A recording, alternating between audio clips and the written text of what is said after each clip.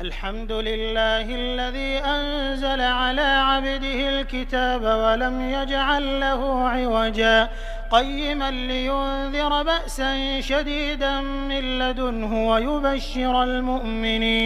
ويبشر المؤمنين الذين يعملون الصالحات أن لهم أجرا حسنا ماكثين فيه أبدا وينذر الذين قالوا اتخذ الله ولدا ما لهم به من علم ولا لآبائهم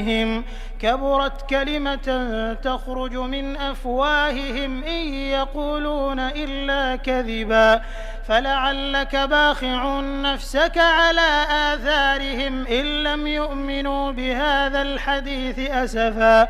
إنا جعلنا ما على الأرض زينة لها لنبلوهم أيهم أحسن